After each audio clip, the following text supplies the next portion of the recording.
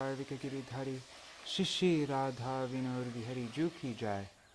Shri Govinda Gopinath Maran Mohan Ju ki jai. Nityalila Pavishtam Vishnupara Shatarashata Shishmar Bhakti Vedanta Narayan Gosai Maharaj Shila Gurudev ki jai. Nityalila Pavishtam Vishnupara Shatarashata Shishmar Bhakti Vedanta Vaman Gosai Maharaj ki jai. Nityalila Pavishtam Vishnupara Shatarashata Shishmar Bhakti Vedanta Swami Maharaj Śrīla Prabhupāda ki jai. Nityalila Pavishtam Vishnupāda Shatarashata Shishmar Bhakti Pragyan Keshav Gosai Maharaj ki jai. Nityalila Pavishtam Vishnupāda Shatarashata Shishmar Bhakti Siddhanta Saraswati Gosai Prabhupāda ki jai. Sorry, wait, I was spacing out. Let me start over. Nityalila Pavishtam Vishnupāda Shatarashata Shishmar Śrīla Bhakti Vedanta Swami Maharaj Śrīla Prabhupāda ki jai. Nityalila Pavishtam Vishnupāda Shatarashata Shishmar Bhakti Pragyan Keshav Gosai Maharaj ki jai. Nityalila Pavishtam Vishnupāda Shatarashata Shishmar Bhakti Siddhanta Saraswati Gosai Prabhupāda ki jai. Nityalila Pavishta Maha Bhagavat Śrīla Gaur Kishoras Babaji Maharaj ki jai. Nityalila Pavishta Śrīla Satchidananda Bhakti Vinod Thakur ki jai. Nityalila Pavishta Vaishnav Sarvabhauma Śrīla Jagannath Das Babaji Maharaj ki jai. Shri Rupa Nugogoriya Guru Varga ki jai. Shri Rupa Sanatan Bhatta Raghunath Shri Jeev Gopal Bhatta Das Raghunath Shar Gosai Prabhu ki jai. Shri Sarup Damodar Rai Ramanandari Shri Gaur Parshad Vrinda ki jai. Nama Chai Shri Haridas Thakur ki jai. Prem se kaho Shri Krishna Chaitanya Prabhu Nityananda Shri Advaita Gadadhar Shri Vasari Gaur Bhakta Vrinda ki jai. Shri Kshetra Mandal Gaura Mandal Vraja Mandal Mathura Vrindavan Dham ki jai. Sarva Abhishta Pradata Giriraj Maharaj ki jai. Shri Radha Kund Shama Kund ki jai. Shri Amuna Devi Ganga Devi ki jai. Shri Tulsi Maharani Vrinda Devi ki jai. Shri Bhakti Devi ki jai. Shri Purnamasi Yoga Maya ki jai. Shri Gopeshwar Mahadev ki jai.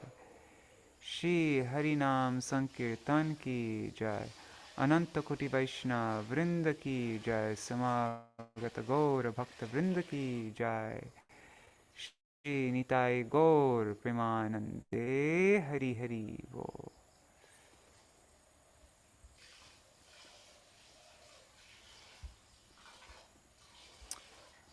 All right. Hare Krishna, Nri Hari Prabhu and Kishore Prabhu, Dandavat Pranams. Hare Krishna. Hare Krishna. And so are you feeling up to glorifying Śrīla Prabhupada? Okay, that's wonderful. Yes, sure. Okay. So I thought maybe we can begin by singing. Yesterday we sang Krishna Tava Punya Habe Bhai, which Śrīla Prabhupada wrote on September 13th. So that will be in 4 days from now, right? When he was aboard the Jaladuta. And now we'll sing a song that he wrote as soon as he arrived in Boston Harbor, I think. It's called Boro Kripa Koile Krishna.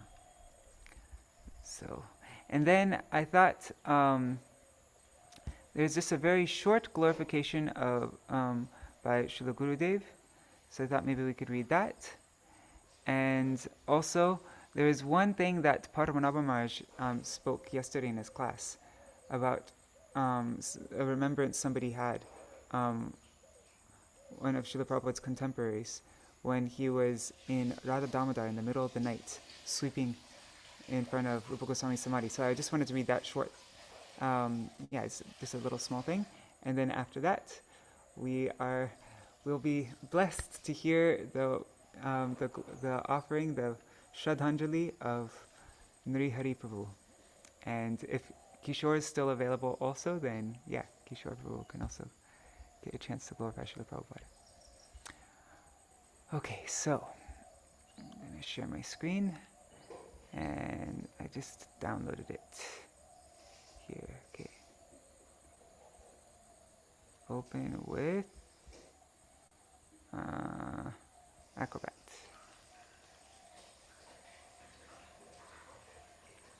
Okay. So Śrīla Prabhupada wrote this, the song that we sang yesterday, Śrīla Prabhupada wrote on September 13th, and this song he wrote on September 18th at Boston Harbor, 1965.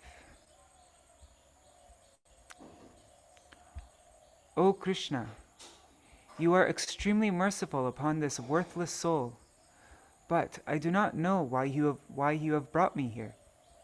Now, please direct me. But I guess you have some purpose. Why else would you bring me to this terrible place? Everyone here is covered by the material modes of ignorance and passion. They have no taste or liking for the transcendental topics of Sri Vasudeva.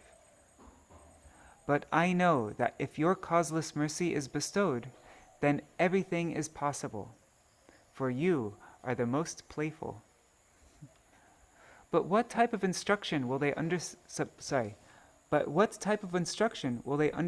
that Ras? By what type of instruction?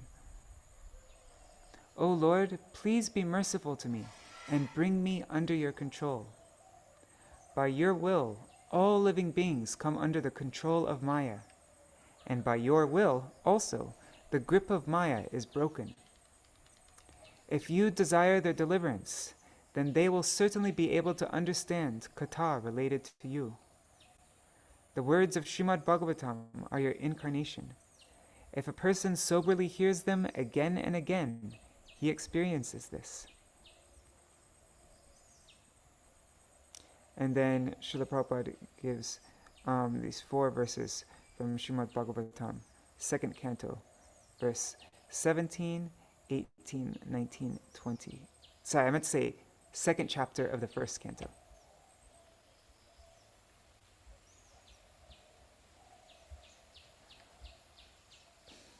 By both hearing and chanting the glories of Sri Krishna, both hearing and chanting the glories of Sri Krishna are purifying. Because Krishna is the eternal friend of saintly persons, he situates himself in the hearts of those who hear narrations of him, and he destroys their inauspicious passions, such as lust. By continuous service to both Srimad Bhagavatam and the Mahabhagavat devotee, inauspicious desires are almost completely destroyed, and irrevocable devotional service, Naishtiki Bhakti, is awakened to Bhagavan Sri Krishna, who is praised with transcendental prayers. As soon as this Naishtiki Bhakti is awakened, the qualities of the mode of passion and ignorance, such as lust and anger, become pacified, and one's heart reaches the stage of purity. Thus one's heart becomes joyful, and due to performance of Bhagavad Bhakti Yoga, one becomes free from all material desires and has direct realization of Bhagavan Sri Krishna. Having seen the soul of all souls, Sri Bhagavan, the knot in the heart is pierced, all doubt and apprehension is cut to pieces, and all karma is destroyed. So Śrīla Prabhupāda continues. He says, then they will become liberated from the influence of the modes of ignorance and passion, and all the inauspicious things in their heart will disappear. How will I make them understand this message? I seek that benediction. I am very insignificant, fallen, and unqualified, and I have no potency. Still, O Lord, you have brought me here to speak about you. Now, my Lord, do whatever you want. O spiritual master of the entire universe, I possess a voice, and you have the ability to ornament it. If you bestow your mercy, my words will become pure. Hearing those words, everyone's lamentation and sorrow will be removed. If you have brought me here to dance, O Lord, then make me dance, make me dance. Make me dance like a wooden puppet in your hands. O Lord, make me dance as you like. I have no devotion, nor do I have any knowledge, but my name is most exalted. Now please render the name Bhakti Vedanta successful.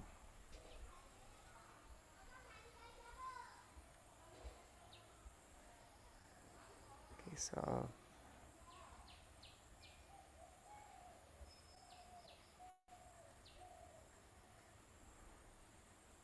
so we can sing this together. There's a lot, so that we have extra time for the glorifications of Śrīla Prabhupāda, I'll just sing this one time through, no lead-in response. O boro kripa koile Krishna adhamera prati ki lagi anile tha koro ye begati আছে কিছু কার্য তব এই অনুমানে নহে কেন আনিবে না এই উগ্রস্থানে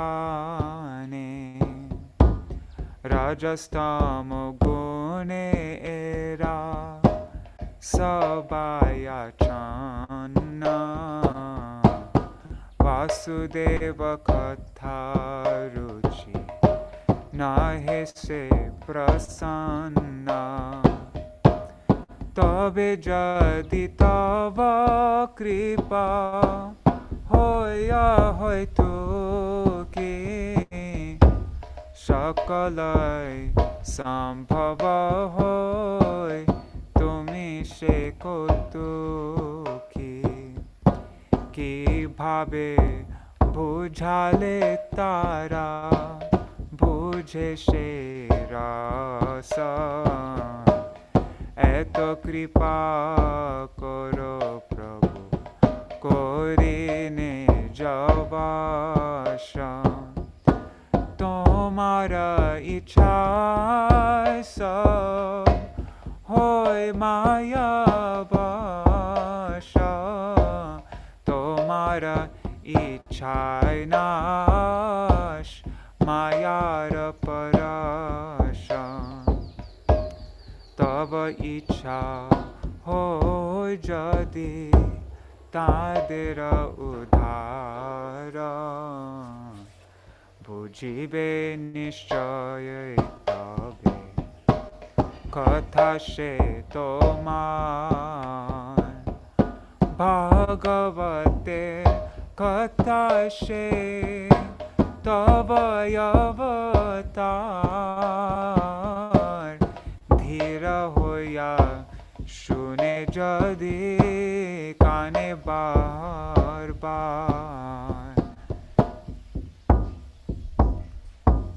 অশ্বিনবিতং স্বকথা কৃষ্ণ পুণ্যশ্রবণ কীর্তন হৃদান্তস্থো হ্যভদ্রাণি বিধুনোতি সুহৃৎসতাং নষ্টপ্রায়েष्वभद्रेषु नित्यं भागवतसेवया भगवत्युत्तमश्लोके भक्तिर्भवति नैष्ठकी तदा रजस्तमो भावा कामलोभादयश्च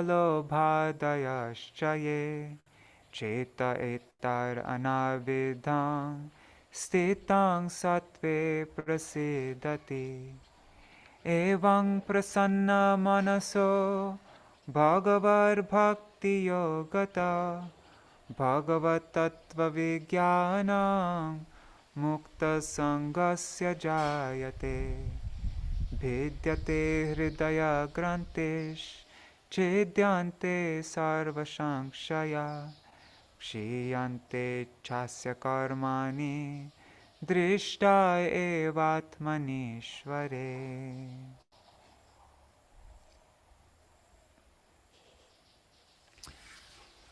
রাজস্তম হইতে তবে পাইবে নিস্তার হৃদয়ের অভদ্র সব ঘুচিবে তাহার কি করে বুঝাবো কথা বরসে চাহি ক্ষুদ্র আমি দীনহীন কোনো শক্তি নাহি অথচ এনেছ প্রভু কথা বলিবারে যে তোমার ইচ্ছা প্রভু করো এবারে অখিল জগৎ গুরু বচন অবচন সে আমার অলঙ্কৃত করিবার ক্ষমতা তোমার তব কৃপা হলে মোর কথা সুতা হবে শুনিয়া সবার শোক দুঃখ যে ঘুচিবে আনিয়াছ যদি প্রভু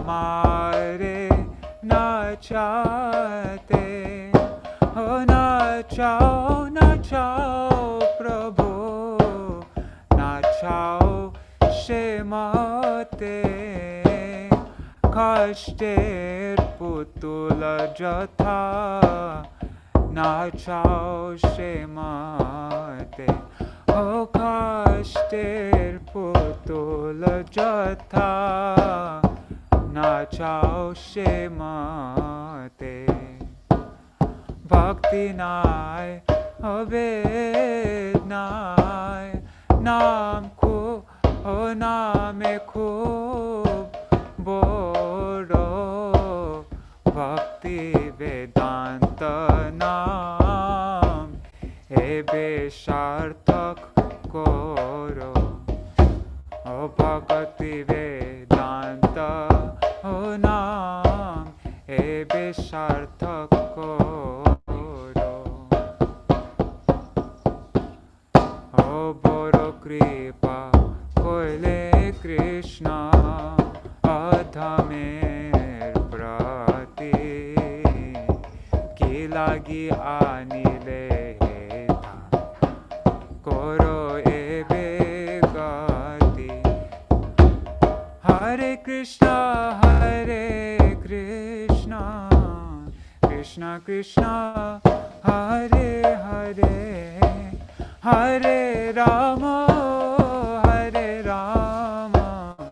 রাম রাম হরে হরে হরে কৃষ্ণ কৃষ্ণ কৃষ্ণ হরে হরে হরে রাম রাম রাম হরে হরে হরে কৃষ্ণ কৃষ্ণ কৃষ্ণ হরে হরে হরে রাম রাম রাম হরে হরে হরে কৃষ্ণ কৃষ্ণ কৃষ্ণ হরে হরে হরে রাম রাম রাম হরে হরে হরে কৃষ্ণ কৃষ্ণ কৃষ্ণ কৃষ্ণ হরে হরে হরে রাম রাম রাম হরে হরে হরে কৃষ্ণ কৃষ্ণ কৃষ্ণ হরে হরে হরে রাম রাম রাম হরে হরে নিতাই গৌর হরিব জয় প্রভুপাদা জয় প্রভুপাদা প্রভুপাদা জয় প্রভুপাদা জয় প্রভুপাদা প্রভুপাদা প্রভুপাদা জয় প্রভুপাদা জয় গুরুদেবা গুরুদেবা গুরুদেবা জয় গুরুদেবা জয় গুরুদেবা গুরুদেবা গুরুদেবা জয় গুরুদেবা হরি বল হরি বল হরি বল নিতাই গৌর হরি বল নিতাই গৌর হরি বল Hari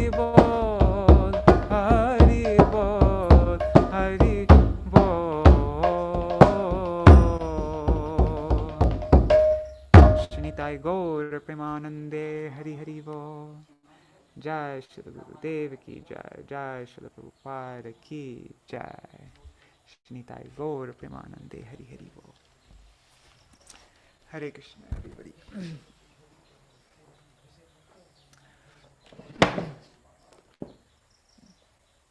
Hare Krishna. So we have the good fortune to have the presence of Nri Hari Prabhu, Shripad Nri Hari Prabhu, and also, and so I wanted to first read something about a short glorification from Srila Gurudev that's on purebhakti.com, and one remembrance from in Mula Prakriti Mataji's book, Our Śrīla Prabhupāda, A Friend to All. There's one, I haven't read it yet myself, but Padmanabha Maharaj yesterday mentioned it in his class, and it's so beautiful. I thought we could just read that, and then by that time I think there'll be more people here, and then we can hear Nri Hari Prabhu's offering to Śrīla Prabhupada. So I'll share this my screen and then we can begin. Just seeing who's on YouTube and Facebook.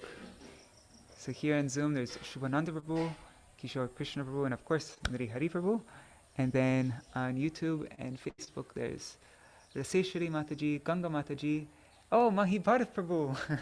Wow, we're graced by two disciples of Śrīla Prabhupada in today's program. I wish you could come on Zoom and then make your glorification of Śrīla Prabhupada. I don't know if that's possible. That would be wonderful. If you need help having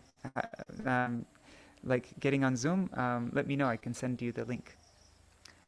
And then Sudevi Didi, Dandavat Pranams, Hare Krishna.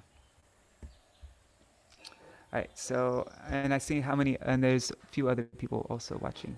But so pranams to everybody.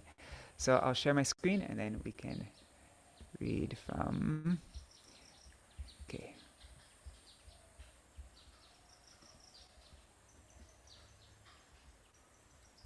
Okay, so let's see. 1 second. Where do I have it? Oh, it's right here. No. There it is. Okay.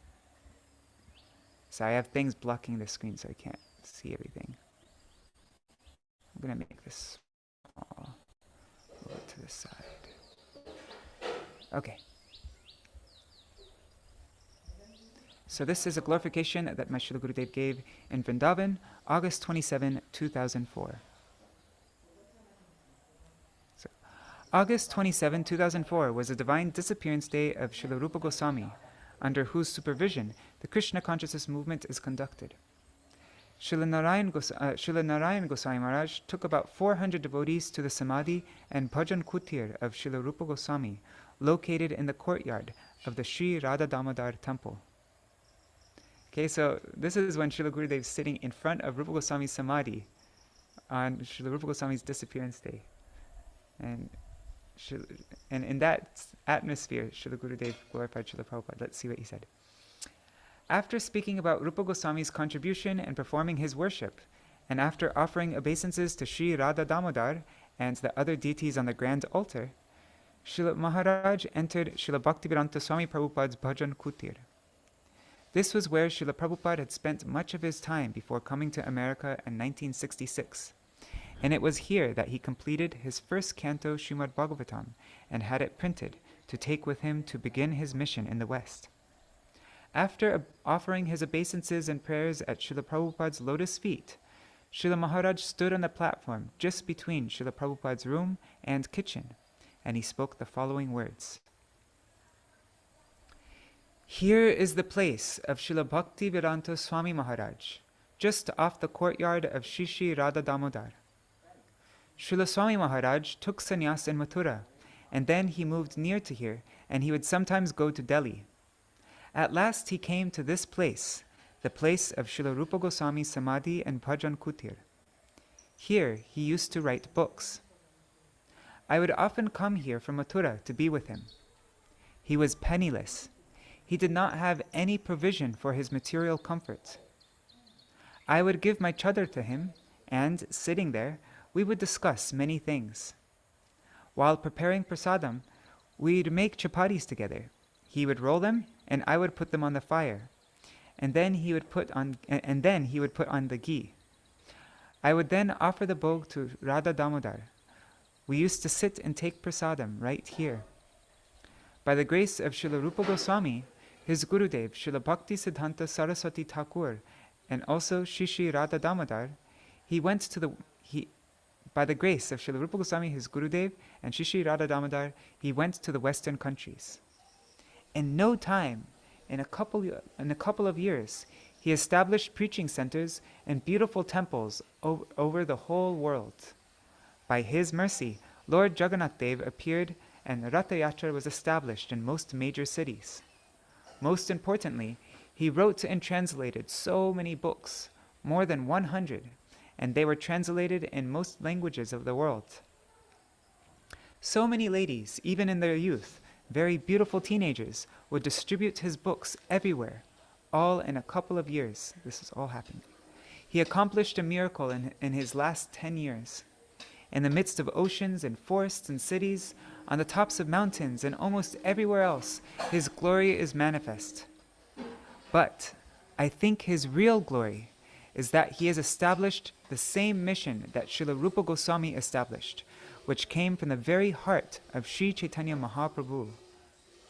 Everything he said came from Śrīla Rupa Goswami, and his mission would have not existed had he left out Śrīla Rupa Goswami. Yes, his mission would have not existed had he left out Śrīla Rupa Goswami.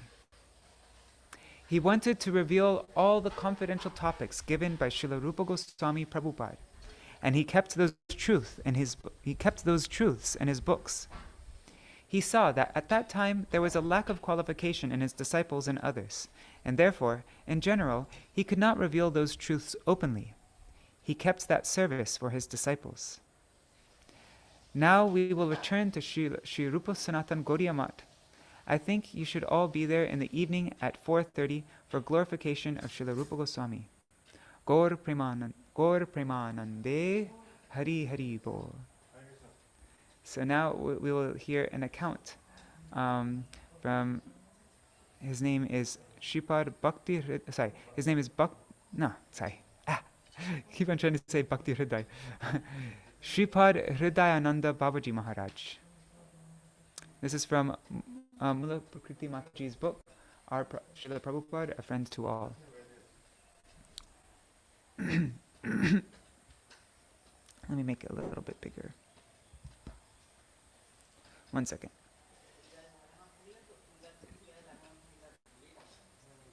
Okay, so Shripad Hridayananda Babaji Maharaj was born in Radhakund and has been a pujari for 78 years.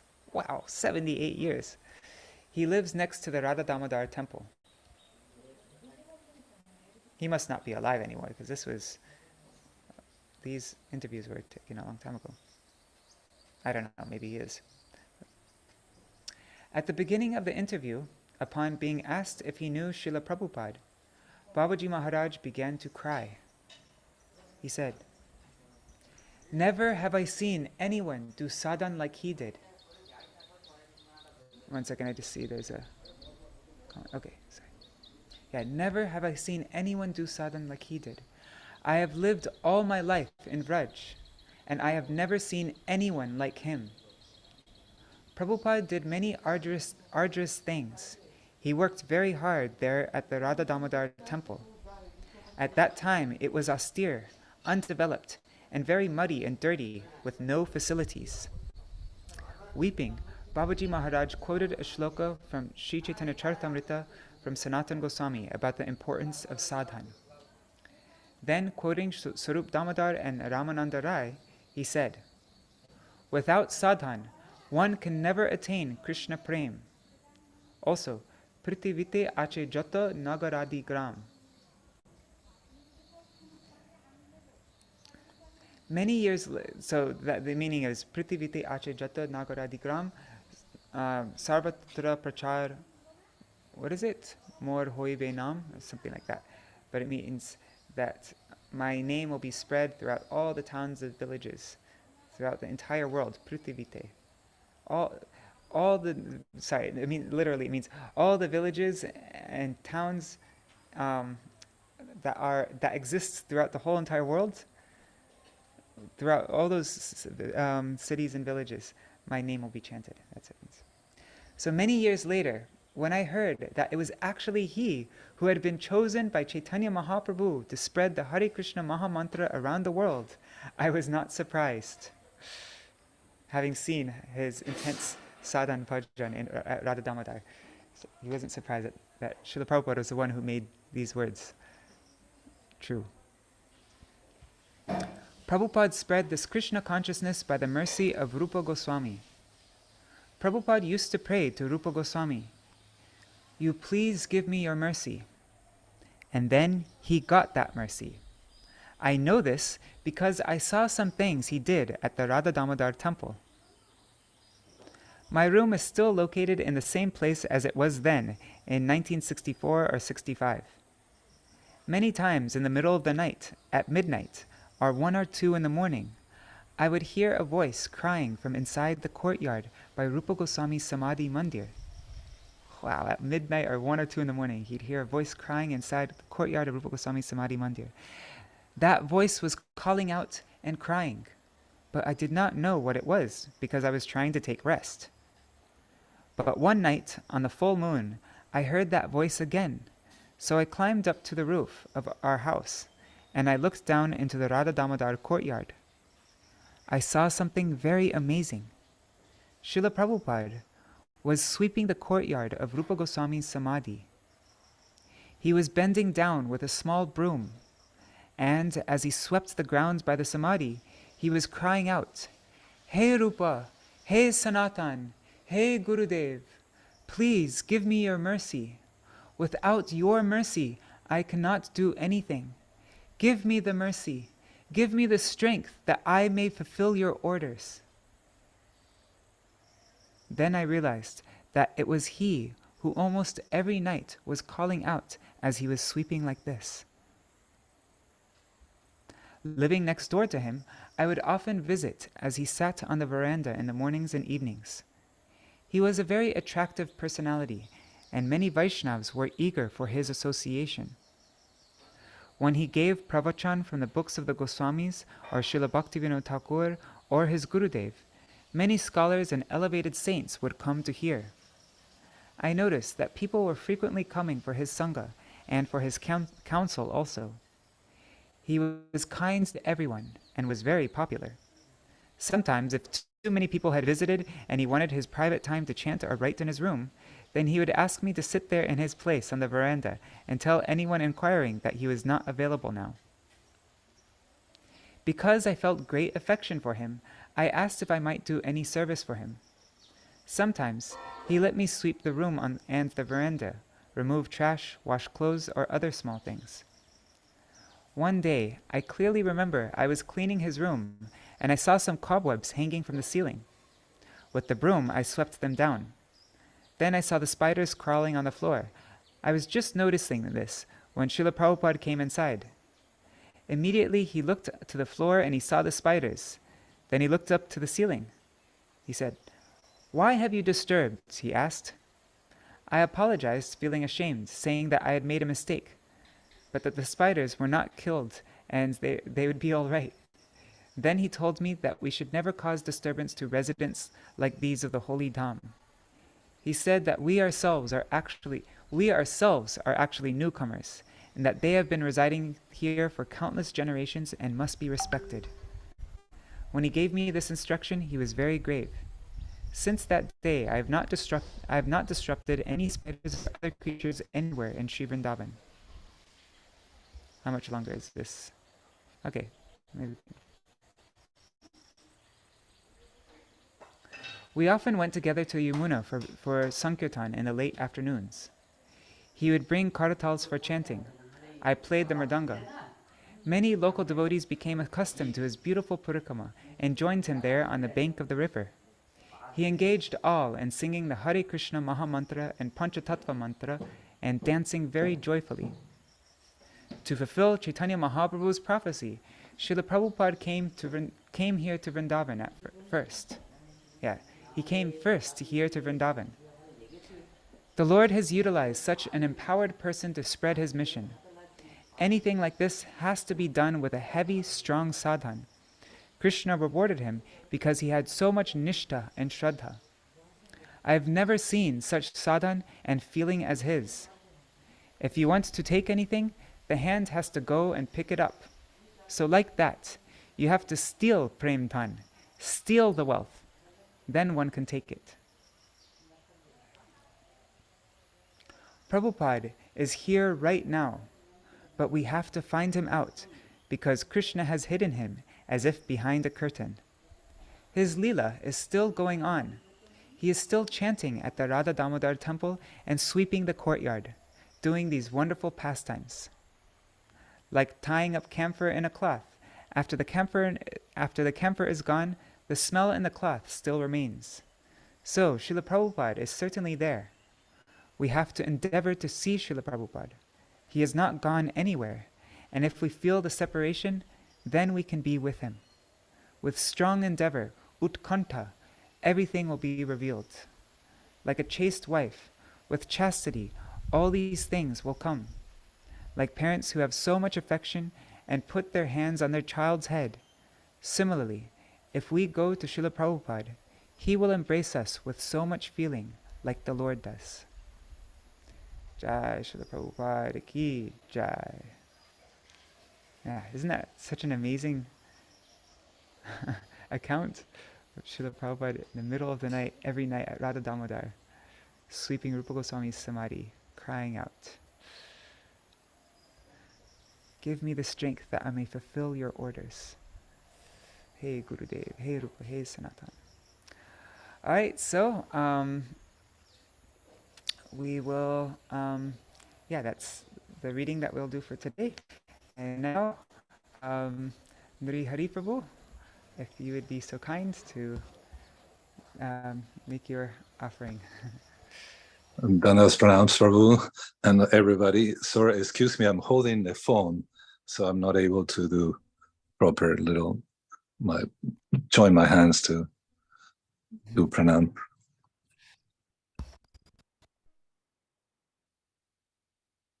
Gyana timirandasya gyanantana salakaya chakshuru militanyana tasmai Sri Gurave namaha. Nama Om Vishnu Padaya Krishna Pristaya Bhutale Srimate Bhakti Vedanta Swamini Tinamine Namaste Saraswati Devi Gauravani Pracharine Nirvishesha Shunyavadi Paschachade Satarine. I'll read one of my Namashristam Manomapi Sachiputram Natrasarupam Rupam Tasyagrajam Urupurim Maturim Goshtavatim Radhakundam Giri Varamaho Radhika Madhavasam Prabto Yasya Pratita Kripaya Sri Guru Tam Natosmi.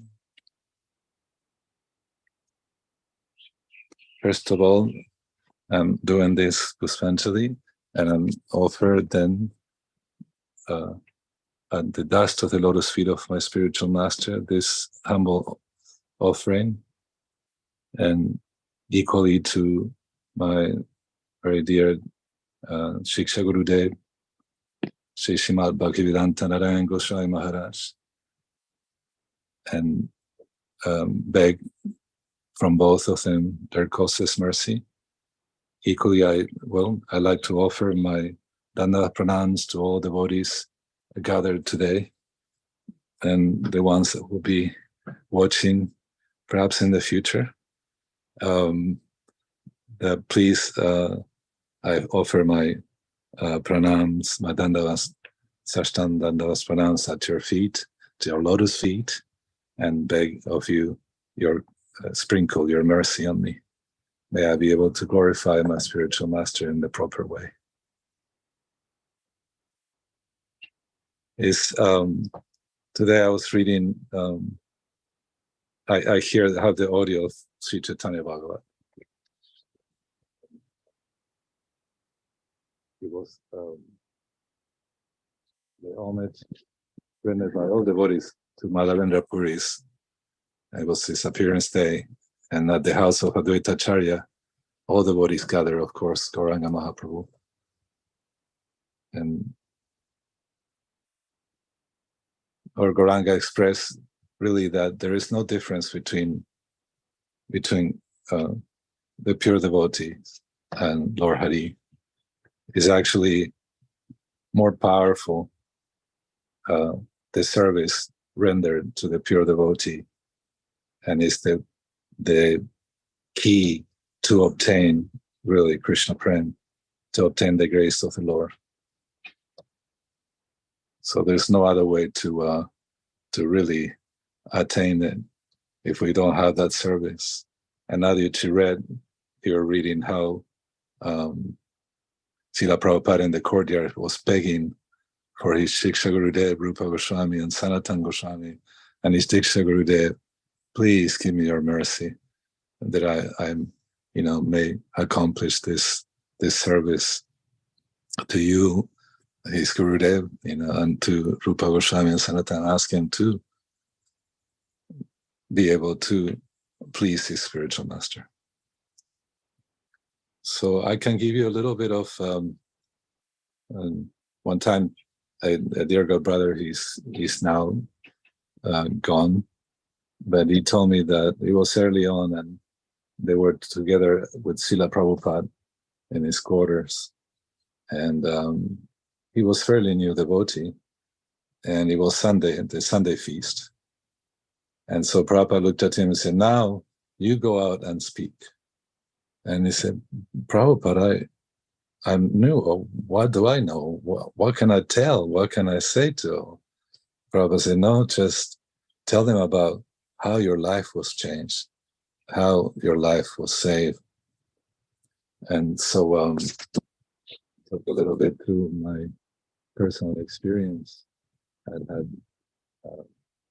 met Śrīla Prabhupāda really almost right after my first Harinam initiation. It was in October 73.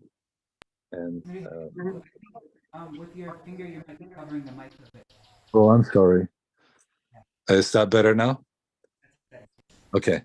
So it was in October of 1973 that my sister and I took initiation, Harinam initiation, were accepted by His Divine Grace, A.C. Bhaktivedanta Swami Prabhupada, as disciples. And the Swami that opened the temple, that's a whole story to it, because he married my sister.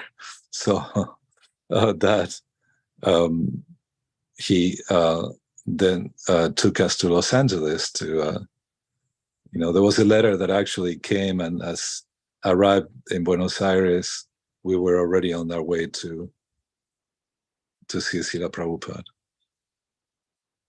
And so first in my life, as I remember as a child, I was raised Catholic, and my mother was she married a man of different faith, actually. Well, he was, in a way, he was agnostic, but he was born of Jewish family, a prominent family, very prominent doctors, and also rabbis were the first ones accepted in Sweden, and they were, from Germany. Anyhow, my grandfather came across the ocean to Buenos Aires, and that's my father was born. So both of them were very liberal-minded, and so was my mother.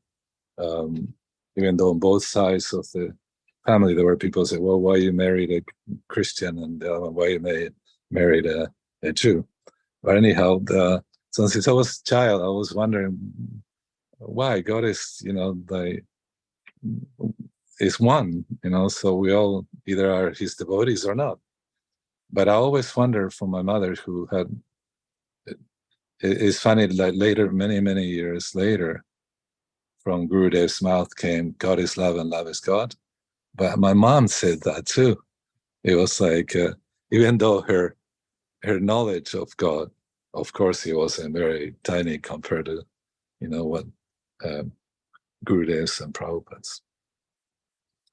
So to get there, actually, I mentioned my mom because for me in my life, the chanting of the holy name came first to my life. And but I was always inquiring from her. And the church, they tell me, God is an all person, and he sits on a throne, judging everyone. And I just didn't quite gel with me, like we say nowadays. And he always brought me to search more. But and Buenos Aires is a very it was quite a city, very designed by French architect. There was a lot of wealth, a very self-sufficient country, one of the wealthiest lands, the biggest, fertile land in the world. Actually, it's one of the granaries of the world considered. So, so imagine that many luminaries, people were very well educated. The children were sent to Europe, back to Europe to study. Even they were French or Lacerona. So there was a lot of access. Even Vivekananda came to Argentina. So there was a lot of access to yoga, to books, literature of all kinds. And so, but, and I remember later on, as I was a youth, continued to search, I came in touch with all this philosophies, but they were not attracted. Actually, they were distasteful to me. I always felt that God is a person, and that I wanted to see how to relate to. Also, what was the soul? I asked, when you first in Catholic Church, it's like the first, it's kind of an initiation. You take the first baptism, and then it's the first communion, and so you have to be trained. And so you're 6 years old when you do that. So I remember asking my teacher, "What is the soul? What is the soul?" She said, "Oh, it's somewhere in the body," and like that. So sorry, I don't want to make it too long, but so you can see that the level, even among those who were believers of God in those years, in the 50s, 60s, there was not much knowledge of God, even among those who professed to be religious. So it was pretty dry out there.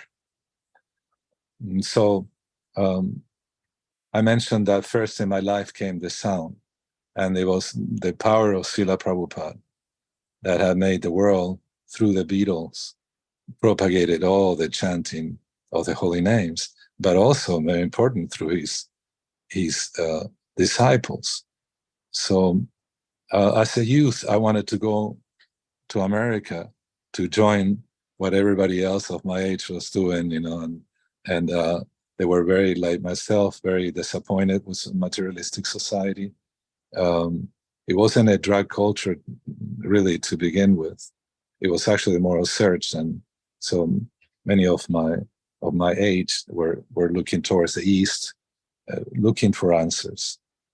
And so since I was 14, I begged my father that I wanted to go, but I was too young. And I was a good student, so my mom told my dad, let him go. So by 18, I was able to. My father gave me a round trip ticket. So I first landed in San Francisco, and then I used to go to Berkeley all the time.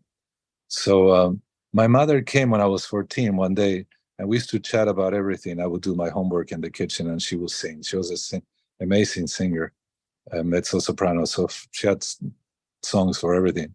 So one day I come back from school, and she said, "Oh, I heard this song that is amazing.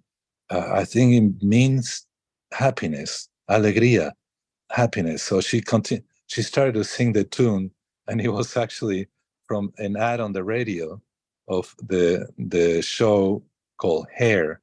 And Hair was that show that was showing a slide a slide of the, or a scene of what was going on in the streets. So the Mahamantra was there. So anyhow, that was my first thing. And then I think that weekend I went to my cousin's, and there was the first LP that George Harrison had come out with, an LP with one side was the Mahamantra. And all my friends said, oh, after this is so repetitive. I said, no, there's something here. You got to listen to this. And so, but anyhow, so that's how it came to my life. First, it was the sound. And my question about, is God an all person? Is, what is the soul? What am I doing here? Who am I? And what is the best activity that I can do? My career was chemical engineering, and my father was in laboratory, a manager of laboratory. And so I had, like, so-called, materially speaking, a good future. Anyhow, sorry. This is about, I'm trying to glorify how important in my life Śrīla Prabhupāda is and was. And so that was the beginning. And I traveled to US, and then all across US, and then to England. And my idea always was to go to India. So wherever I went to, the Mahamantra was there. So as the power first came, look at how Prabhupada emanated such power and such faith in the Mahamantra. It just went all over the world. So here I am after my first initiation, traveling and to meet Śrīla Prabhupāda for the first time. And first it was also, when I came back from England, I met this Swami Sannyas at a corner, and he was looking for pen, and he gave me a card and he said, I'm opening a temple, so come. So I did, and the first thing he asked me was, he was French-Canadian, he is French-Canadian. So he asked me to translate Prabhupada's books. So I had met all the devotees throughout my tour, but nobody, I bought my first BTG in 71 in Berkeley, I think Ganganarayan Prabhu, and then he got stolen with my bag. So I never really ended up reading, the philosophy. So, this, now I come back in 72, and at the end of 72, and I met this sannyas, and then by March, he asked me to translate, because he was giving classes, and he said, I'm going to read tomorrow morning. I'm just going to start reading Srimad Bhagavatam. You should come. And it was, I had to come back, and I was very disillusioned, like I said, with society. So, but when I heard it, instantly, my father said, what happened to you? You're sleeping till noon every day. Now you get up at 5, take the subway, and go to this place to hear us. So I ended up giving my father all the books, and he read them. So anyhow, I translated that, and then that made me stay. I joined because of that, translations of and purpose of A.C. Bhaktivedanta Swami Prabhupada, my Guru Maharaj. And that grabbed me. Everything that I thought, everything that I thought, yeah, actually I can understand that reincarnation, but I wasn't sure if it was, some fantasy of us or something like that. So when I first started to read Śrīla Prabhupāda's books, he put the word bona fide, authoritative. So that really stuck, that it wasn't now some kind of fantasy, some mental speculation, but it was reality, that we're not our bodies, and then starting to read Bhagavad Gita, I was just like, oh, this is wonderful. It just pacified my heart and gave me such joy. It was like, the total transformation of my life. And so I had to join, I had to stay there. And my nickname was Mahaprabhu, because the first Sunday feast, the Swami gave me that name, because there was a lot of chanting going on. And I had long hair, and I swore I'm never going to cut my hair. And but the mantra was so attractive. So anyhow, I come in, he gives a lecture of this Mahamantra and all that, and then the Prasadam, and I went to do something else. I came back in the room chanting the holy name, dancing. I said, well, let's kirtan. So I said, oh, okay, I'll give you the name Mahaprabhu Das. Anyhow, so we came to see this now I realize, I'm going to see the outer manifestation of the Lord, Super Soul. He's here. He's very special. So I was with my sister. We're so nervous, and it was in Los Angeles that I first met him. We went upstairs to his quarters, and at that time I had edited 3 books in Spanish. The first 3 books that were Bhagavad Gita wasn't translated yet. I started translating Bhagavad Gita. So by the time I met Śrīla Prabhupāda, I almost had finished it. And he told me to, in many darshans that were there with Hanuman, that, you can continue your translation. So this is 1973. Anyhow, then the story goes on. But we met him. It was so, it was the quality of compassion, all these qualities of kindness, and also manifestation of who he really was. I got a hint, and then other things happened that he publicly declared. So I am there nervous, clutching these 3 books, and I forgot I had it in my hand. And Prabhupada kept asking me to come closer. And I looked back and said, well, there's no one there. Oh, it's me. So I, inched myself there. But Prabhupada said, no, right here. So he sat me next to his desk. And with a gesture like he could do, with his eyes, he could, raise an eyebrow or whatever, you can know immediately what he's saying. He said, oh, the books. He said, what did you bring me?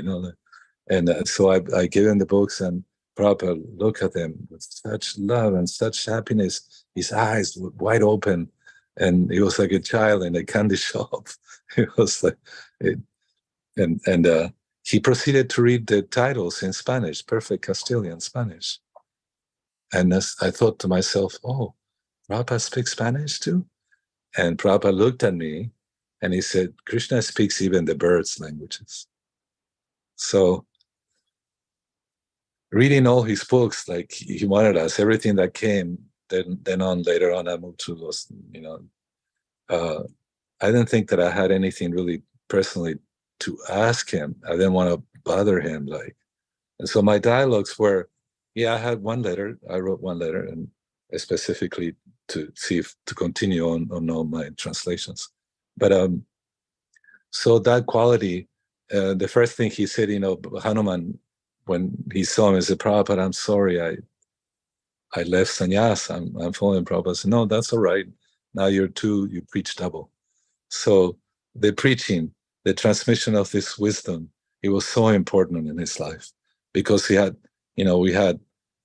the world it's still in such necessity of acquiring this knowledge, this wisdom, and the gems that come with it, the love of God. And so all my questions were answered, surely, little by little, and by his, darshans and his morning walks, and like that. One day again, Hanuman asked Prabhupada, I'm sorry, I failed at, practice at this. And Prabhupada was, after his massage, and he was leaning back, and you could see his knee, golden skin, he had no shirt, and he had his kamcha, and you can see his knee sticking out. So he went like this on his knee, like you play mridanga, the small head. He said, spiritual life is like this. The more you play, the more you practice, the better you get at. Don't stop playing. So don't stop chanting and doing service, and like that. So in my life, so many years have gone by, and I'm still want to beg of you, Krishna, Lord Krishna, Sirati, that to be able to render pure service to you, to Śrīla Prabhupāda. He all the clouds, a lot of the clouds are dissipated, and still I have an artas, of course, and he sent me so many gifts. And so there were one key time that he called us one time at 10:30 at night, my brother-in-law and I, and it was a lot of transition at that time, and ISKCON, and the zones were divided, but Prabhupada didn't like that. So Hanuman wanted, when he called us, he asked a few questions. He said, but Prabhupada, are you going to appoint anybody after you leave? And Prabhupada said, no. Yare dako tare kaho Krishna upadesh. So he quoted that verse, and he said, no, I want all of you to come to standard, to become actually and teach and spread this knowledge that is so much needed in it. He said, but Prabhupada, when you leave, then if I have doubts, who do I go to? Prabhupada said, go to the Vaishnava your heart tells you to. And that stayed with me since from 1975 to the time when I met Srila Gurudev. I met him first in his first tour, but he didn't speak, it was just coming. They called us, Urukram Prabhu Nav Padmanabha Maharaj called us on the phone, my house, and says, you have a place in LA, can Srila Narayana Maharaj come and stay? And my wife said, yes. She was there in 77 when he organized everything. Prabhupada entered Samadhi. And so I said, yes, of course. And so then later on, we got another call, and he said, oh, they changed them. They want to go straight to Placentia. That was the first, and the first tour. And so my wife Bhatrini made a garland real quickly, and I grabbed the mridanga, and then we went to the airport. But I didn't get a chance to hear him until later on. It was every time hit and miss. I was like, Gurudev was just really pulling us. Finally, one time we got the invitation by Mula Prakriti and Gopal Vrindapal to come to their place because Maharaj was coming. So when I heard him, that was it. I said, this is the Vaishnava Prabhupada told me about. So yeah, Prabhupada gave me so many gifts. I wanted to go to India, and then that didn't happen because I went back to Buenos Aires, joined the movement.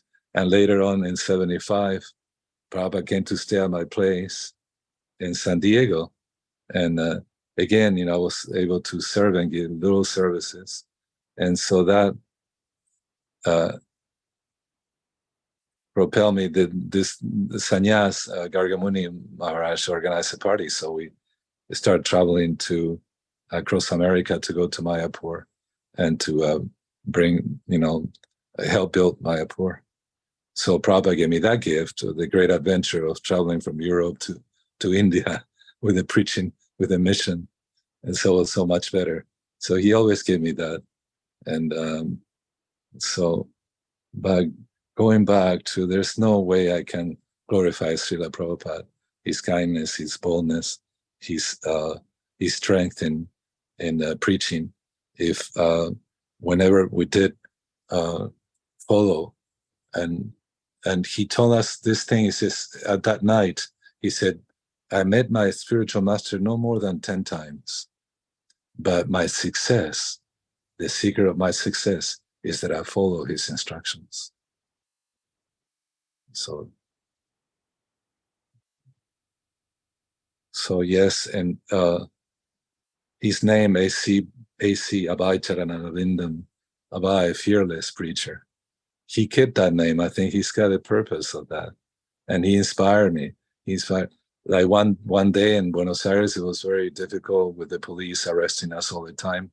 And finally, the Secret Service took me and another brahmachari to the political jail and interrogated me for like 4 days. It was thanks to my mother's, somebody in the family that was connected to this one senator. But I was able to Where did this happen? Sorry, I missed that. 1974. I was where? In Buenos Aires, Argentina. Oh, okay. And but I'm just saying, just to illustrate that having faith in Guru and his words and the mission that he had, it made me fearless. any other circumstance, I don't think I could stand. I mean, what I was doing there in the political jail with people disappeared later on, and they threatened our lives. You know, they said, we can throw you down the shaft, the elevator shaft. Anyhow, sorry to make it so long, but I'm trying to illustrate through my life events how Prabhupada was present. He helped me. He's my best friend. You know, I couldn't do anything in my life. Nothing that I have accomplished in my life could have been done if it wasn't for him. And so if I done the correct thing and follow his steps, everything, all the potency is there. So I was words coming out of my mouth, you know, all the translations. The Bhagavad Gita was just like talking to this people. Finally, the senator came and he wanted to know. And, you know, I was just telling him, you give us, support us. We save you all your youth. You'll have great citizens, you know, people that will do the best welfare. You know, and I was telling Bhagavad Gita as it is from Prabhupada, and had read and what Prabhupada said to other prominent men in society, you know, so, but it wasn't me.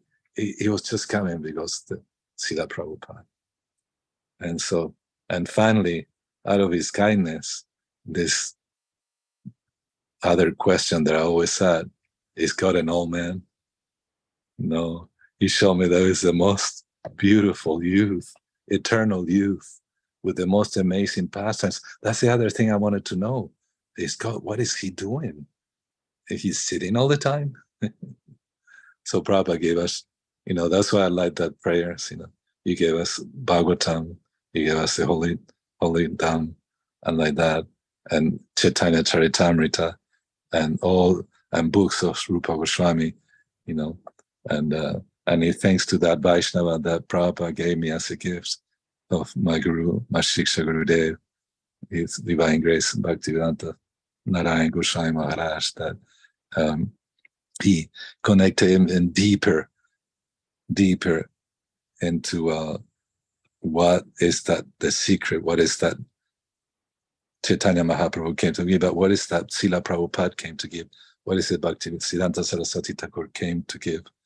He wasn't, Prabhupada had to cut a lot of jungles, so did both Prabhupads had to cut jungles of voidism, impersonalism. The West was, like I said, you know, libraries were full of impersonalist books, but none of them, Bhagavad Gitas were all over the place, but none of them made a devotee. Prabhupada did. So, yes, those invaluable gifts, and my wish now remaining is that I be able to, I beg of all of you too, to bless me, that I be able to serve his lotus feet forever. I'm very thankful to Prabhupada. I'm not always able to repay the debt that I have. And this glorification is, I'm sorry, my excuses, but I beg your pardon that, you know, I'm fall short to glorify. As Lord Chaitanya Mahaprabhu, his pastimes are infinite and his glories are infinite, so are the devotees, the pure devotees' glories, actually even more. So, thank you, Prabhu. Svanchakalpatarubhyascha kripasindhuvevacha patitanam pavanebhyo vaishnavebhyo namo namo. Thank you, Śrīla Prabhupāda.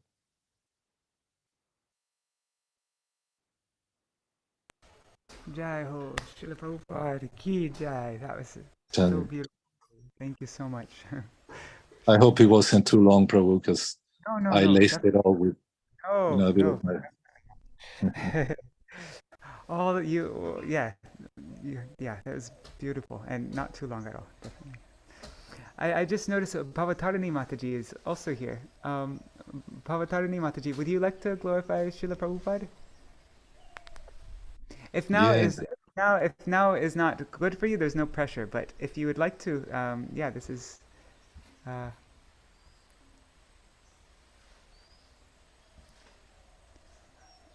Okay. Yes, yeah. I would. I just was having trouble finding the thing. Excuse my appearance. I just Just a second. I should get a chatter. I just Just a moment. Hare Krishna. Prabhu. Hare Krishna, Krishna Prabhupada. He's just getting a chair there. yeah, I slipped and fell last week and I only have one arm, so I can't get dressed properly or fix my hair or put my tilak on well. so I'm Just yeah, so Nama Om Vishnu Padaya Krishna Prastaya Bhutale Srimate Bhaktivedanta Swamin Iti Namane Namaste Saraswati Devi Gauravani Pacharne Nevasesha Sunyavadi Paschachadesha Tarane.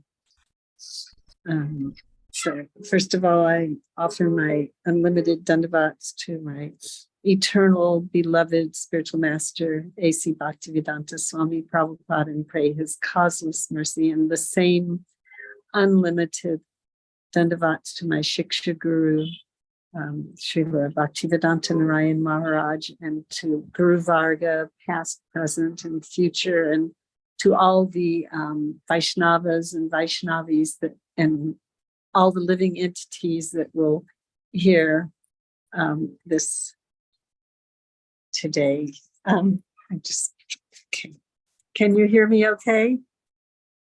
Yes. Okay. Yep. Let me turn it this way. Yeah. Yeah, that's better. Okay. So I can't follow up my husband's heartfelt praise of Śrīla Prabhupāda. It's just, actually, I was late coming to class because we were finishing up the puja for our new Mahaprabhu and very old Nityananda. And I started telling her what my husband was telling us. Then I went, oh, wait a minute, class. So anyway, I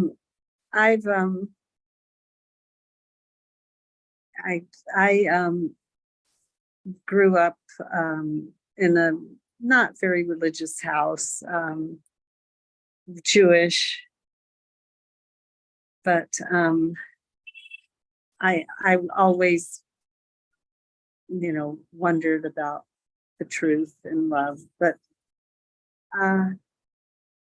in 1969, I was in San Francisco and I had 2 small children, and I was miserable, and life was going all the wrong ways.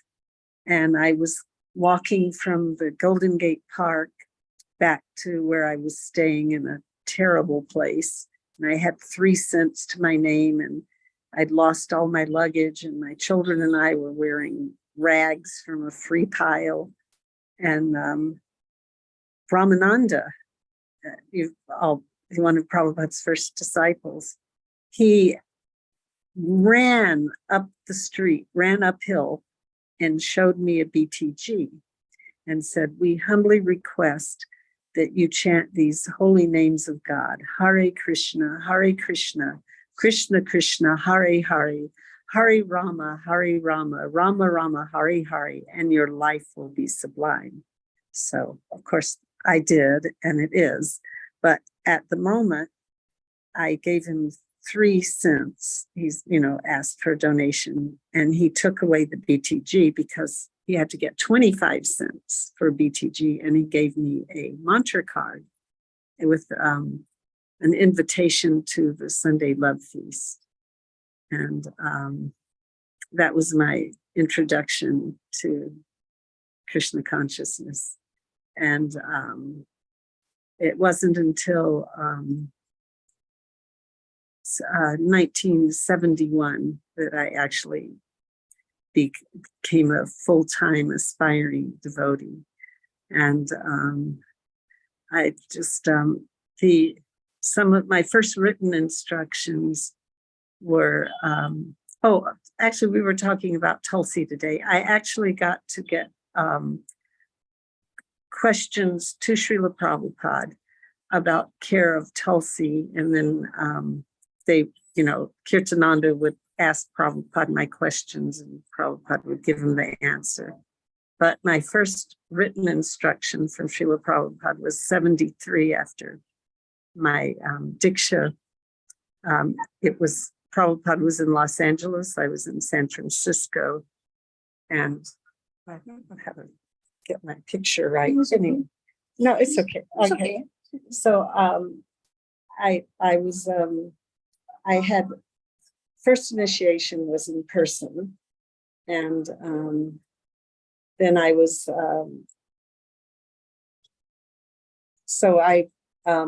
I was not able to get second initiation in person, but Jayananda, who you may have heard of, he was a pure devotee and disciple of Prabhupada's. He came to my room and said, I'm going to see Śrīla Prabhupada.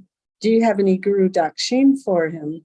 And I said, no. And he saw a drawing I'd done of Krishna, and I'd framed it, and it was Krishna in the sky, in the clouds, with his flute and a garland and a peacock feather, and Om underneath. I copied a Vrajbasi poster, and everyone told me that was impersonal because Krishna was in the sky and there were no associates there. So I never would have thought of giving it to Śrīla Prabhupada. But when Jayananda said something, because of his purity, then everything was fine. He goes, oh, this is very nice. I'll take it to Śrīla Prabhupada. And I said, oh, okay. And he said, do you have any questions for Śrīla Prabhupada? And I had just read Bhaktisiddhanta, one of Bhaktisiddhanta's books. I don't remember the name. At that time, devotees were allowed to read other books like Bhaktivinoda Thakur. Of course, the translations may not have been the best. And we had a book by Bhaktisiddhanta, and I had just read that if the only question you should ever ask your spiritual master is, how may I serve you best? So I, of course, said, please ask Śrīla Prabhupada, how can I serve him best? How may I serve him best? So Jayananda went, and he came back, and he got a letter from Śrīla Prabhupada.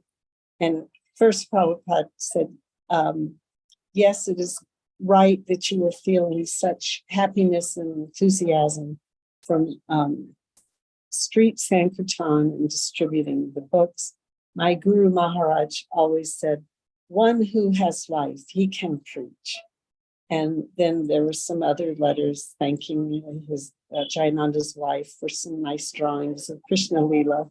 And then it says in the letter, please thank Bhavacharini Devi Dasi for her drawing of Gopal Krishna. So he wasn't an impersonalist drawing. It was Gopal Krishna.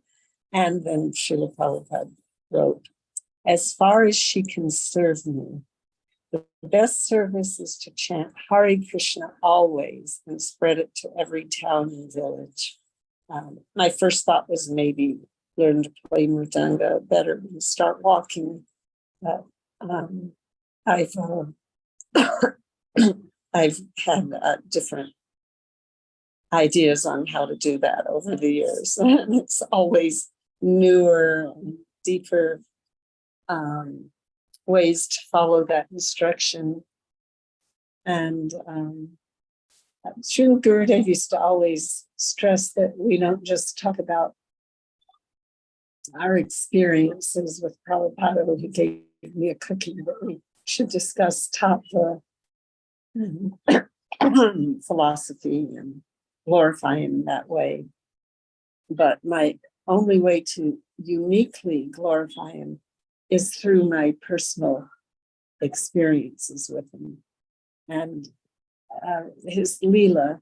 So if you don't mind, if there's time, I'd like to describe my initiation. Is there enough time for me to do that? Yes, of course.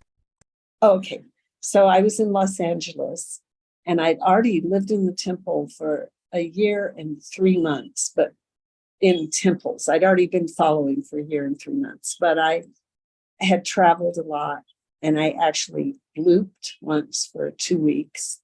So I was not initiated after being a devotee for almost a year and a half, actually. And so I would ask the temple president, when can I get initiated? I've been chanting and following the process, for over a year. And I've been here at the LA temple for 6 months or 7 months or something. He goes, oh, and the next initiation can be initiated. And the next initiation came and went. And I said, oh, when I thought you said I could get initiated. He goes, oh, I forgot about you. Okay, the next one. And the next one came and went. So I went back and he says, okay, next initiation. So the next initiation, one was not happened yet, but one evening I was allowed to go in the garden with a group with Śrīla Prabhupāda. And there was a couple in front, and they were talking about how they'd gone to the Indian store and bought some sandalwood beads for their initiation in the morning. And so I was, and I haven't been told I can be initiated. So I go in the garden, and it was a very funny, someone, I think Shruti Kirtan was the servant, and the servant was reading the Krishna book to Prabhupada. And then, so Prabhupada, I don't remember what he was reading, but Śrīla Prabhupada said, yes, in Vedic society, all the women were married. And if a suitable husband could not be found, then they were married to trees. And oh, so we're leaving the garden and we're all going, I wonder what kind of trees they're married to. And a devotee from India said, that was a joke. Oh, I was telling a joke. But I have heard later on that some people are married to trees. But I'm half. Yeah. So it was 9 o'clock at night, and I went to the temple president's room and knocked on the door, and they go, come in, and I opened the door, and not only is the temple president there, but the GBCs from other temples, sannyasis, and I was really, I had a hard time speaking. I was so overwhelmed. I said, I heard there's an initiation tomorrow. And he goes, oh, I forgot about you. And then he turned to the people in the room and he goes, that's the 6th one. At that time, they were initiating 6 devotees at a time. He said, oh, that's the 6th one. And he goes, okay, you can be initiated in the morning. And he said, I don't have any beads. And they just received a shipment for the first time from Vrindavan, and they had a metal shelf, 6 shelves high, with Tulsi beads from India on the first 5 shelves. So I start to reach for some, and they go, no. And I finally get to the 6th shelf, which is the beads from Tandy's bead and leather store. And they said, yes, those are the beads you can have. So I still have my leather and bead Tandy bead store beads that Śrīla Prabhupāda chanted on. But so I didn't know I was being initiated in the morning. And I used to do my laundry once a week, and I had no clean clothes. So someone loaned me a sari, and my only clean bead bag was torn. And I had, my son was in Gurukula in Dallas, and then I had a 3-year-old, and I was pregnant. And so I had someone else's clothes and a torn bead bag. And I asked someone to watch my 3-year-old while I was being initiated. And there were 3 women and 3 men being initiated. And all 3 of the women were pregnant. So, and the names given were Nandamukhi was one of the ladies. Oh, there were 4 ladies. Sorry, and 2 men. So it was 3 of the women. So Nandamukhi, she was pregnant, and then Krishna Priya and her husband Dwarkanath, and Jashoda Dulal, and I forgot his wife's name. So I was sitting to the left of Śrīla Prabhupāda, right in front of him. And I was so overwhelmed. I was crying and tears were just flooding my face and my nose was running. And I was so, I didn't want anyone to see me. So I had my sari pulled down like this. And then, so I don't remember what order, but when I was very careful, that Prabhupada wanted everyone to speak loudly and to say at least 16 rounds. And one time someone said, no mental speculation. And Prabhupada said, what is this? There has to be some mental speculation. You have to use, So I was very careful to say the 4 principles and at least 16 rounds. And then I sat down and Śrīla Prabhupada chanted on my beads, holding them up and holding with one hand and chanting. And I watched him chant on every single bead. And then he said, so your name is, and I thought he said Barbara. And I thought, oh, yeah. Then he went to hand me my beads. And the day before I'd had surgery on my right hand and it was throbbing.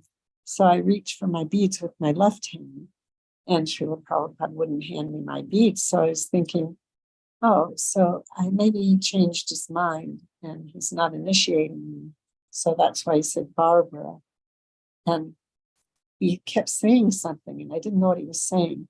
So Nanda Kumar, who was the servant at the time, nudged me and said, your right hand.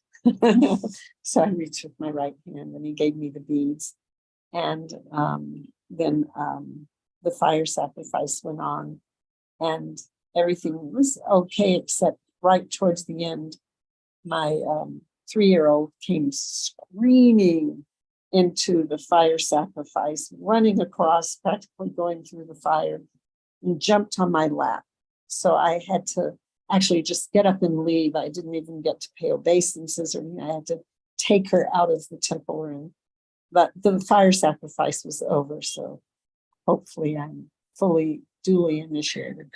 But I was standing in the outside hallway in Los Angeles between the 2 buildings. And so actually Nanda Kumar was his servant when we were in the garden. So Nanda Kumar comes up and says, so your name is, and I thought he said Ramachari. I thought, oh, I have 3 children and I'm pregnant, but at least it's Sanskrit. And then he handed me a paper and it said Bhavacharini. He said, so this is the name of Śrīla Prabhupāda's younger sister. And he personally gave you that name because they forgot about you. Pradyumna hadn't chosen a name for you. So Śrīla Prabhupada named you on the spot. Mm-hmm. And then right after that, a young teenager who later became Paparini, she came up and she said, so what is your name? And he said, Bhavacharini. And that's the name of Śrīla Prabhupāda's younger sister. And she goes, no, it's not. Her name is Kishima, which means the paternal aunt. But I didn't know that. So for several years, I didn't tell anyone that it was the same name as Śrīla Prabhupāda's sister because I didn't want to be offensive or make a mistake. And then actually I met her and I got to do service for her later on, and she used to call me Bhavacharini Dashi Dashi. So that was my initiation, and the externals of it are don't describe what is happening when you're in the presence of the pure devotee and receiving the holy name from him. I mean, I was exhibiting symptoms of ecstasy. I didn't know what they were due to being in contact with the pure devotee, not due to my purity or anything. And he implanted the holy name in my heart. And later on, when he gave me the instructions to chant it always, I've actually, over the years, it's come to the point where I generally have the holy name in my mind going on, even if I'm speaking something else, or I can even think of other thoughts. I hope it's not offensive, but in that way, even when I have to engage in other activities, I still have the holy name in my mind. And I hopefully have it coming from my mouth at many times. And nothing I can say is sufficient glorification of Śrīla Prabhupāda. Even in India, when he came to the West, Krishna consciousness was not very strong in India. I mean, there were Bhaktisiddhanta's disciples, but most of them had small preaching missions. And there's so much criticism of the foreigners and the foreign devotees, and they don't know anything. They think they offer their food by sticking a chapati in their bead bag and shaking it, but that's what Śrīla Prabhupada wanted us to bring Krishna consciousness back to its home, where, of course, it's from Golok Vrindavan. But so when I first came to Vrindavan in '77, there were very few Westerners, and there were very few young members of any practice of Krishna consciousness, especially. I could see Gaudiya Mathas. You could go to Bengal and find temples, but there weren't a lot of young people in any of the temples. Very few young people in Vrindavan wore dhotis, or one devotee yesterday at ISKCON was talking about how before he went to Vrindavan, a devotee came back and he'd gone to all the temples and recorded the different kirtans. He was learning how to sing proper melodies and kirtans, and he entitled the cassette tape Weezers and Geezers, because all the people singing and doing bhajan in the temples in Vrindavan were very old, and they had a hard time singing, wheezing, and they were very old. And now Vrindavan is overflowing with devotees eager. Every day in ISKCON, they have they teach people that are visiting to chant japa. They have a japa session with them, and it's like yesterday on Prabhupada's appearance day, I think it was 200 people chanted japa for the first time. So.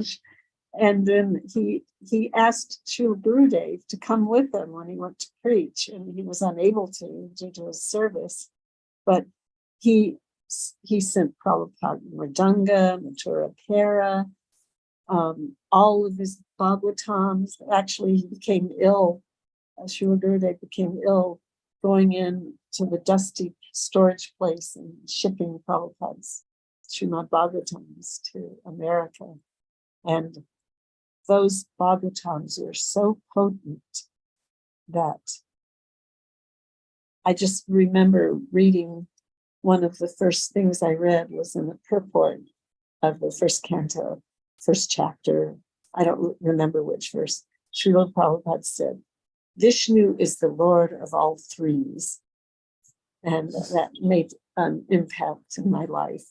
So, and last night here at Gopinath Bhavan, we were discussing how some people think Śrīla Prabhupāda only gave the basics. And, but until Śrīla Prabhupāda left, it was standard knowledge. Even Kishori Mohan, who was probably 3 years old when Prabhupada left, he knew that the goal was we're not our bodies, we're pure spirit soul, but not only that, we need to we need to go back to Goloka Vrindavan, and we needed to become gopis. We didn't know the word manjari, but that was the goal. That's what Prabhupada was teaching everyone. Yes. And it's so one devotee was saying, if someone thinks Śrīla Prabhupada only gave us the basics and didn't tell us about Raganuga Bhakti or Manjari service bhav, then they obviously didn't read his books. And Śrīla Prabhupada says in one place, Vrindavan Blasi is saying, is that we all, if we want to understand, we need to read Krishna Bhavan and Rita. Was that the book? And I remember Śrīla Prabhupada said we should read the books of the 6 Goswamis. So, but he did have to preach very basically. Nuri Hari Prabhu was saying he followed him around one time on a tour, and everywhere Prabhupada went, he taught, you're not this body, you're pure spirit soul, you know, you need to be become a servant of Krishna, very basic. And Kishori Mohan was saying how Gurudev, after preaching very deep Rashik,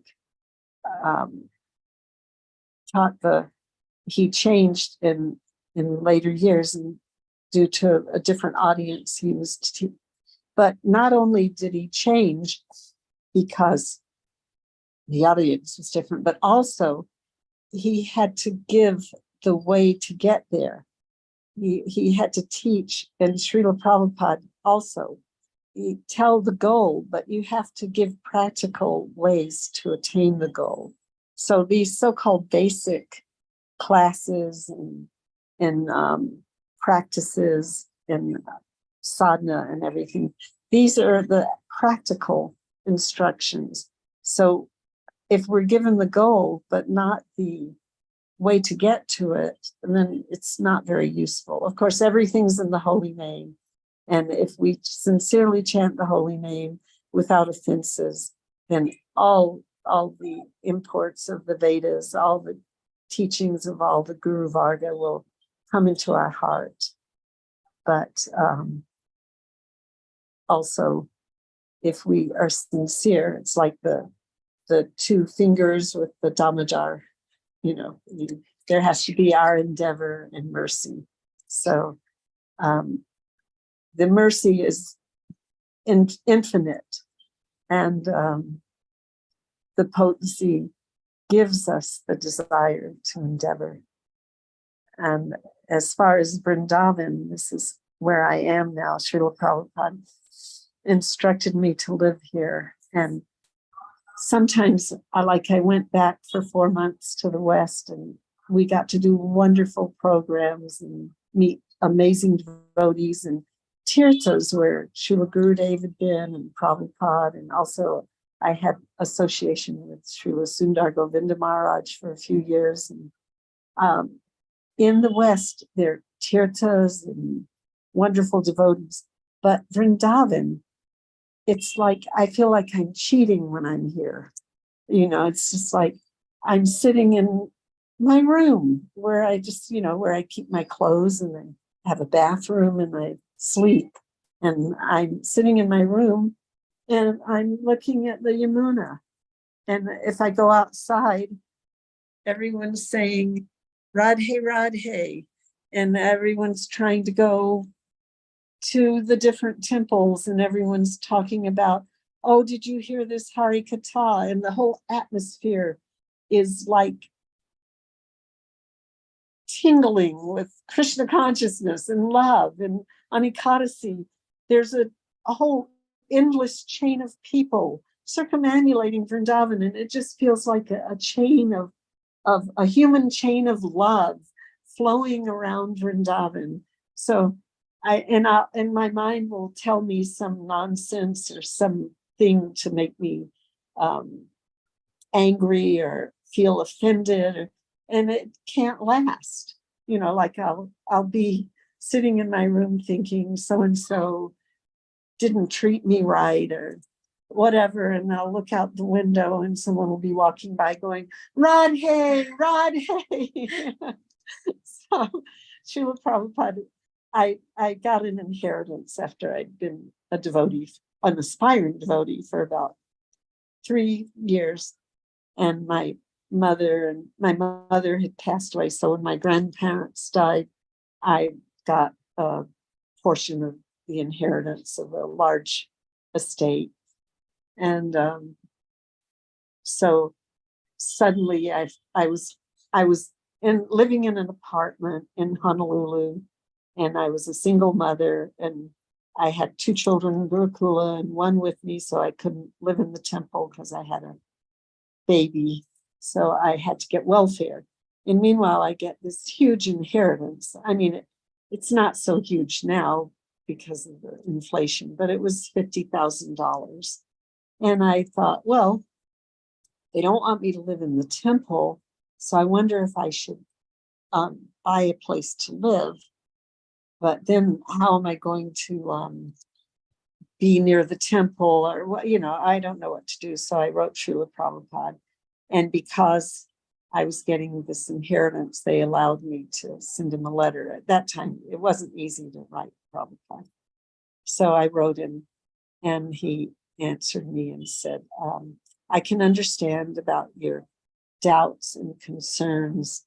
And but he said, just like Arjuna, he had so many opinions and ideas of his own.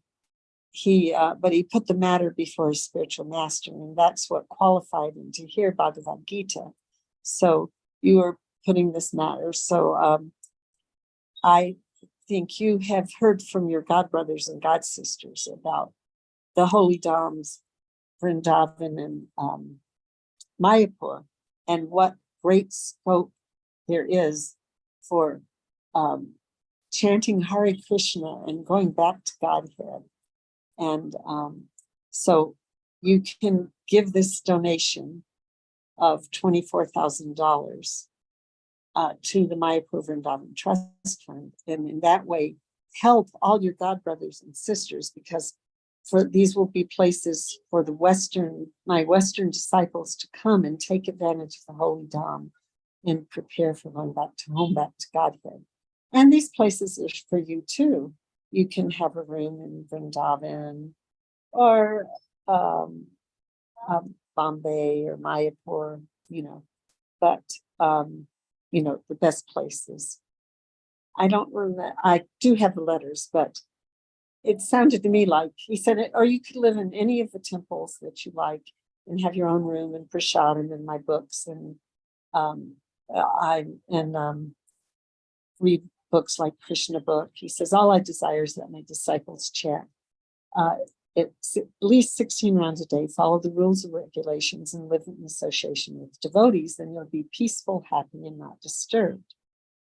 And so I was wondering, my check was actually $41,880.83.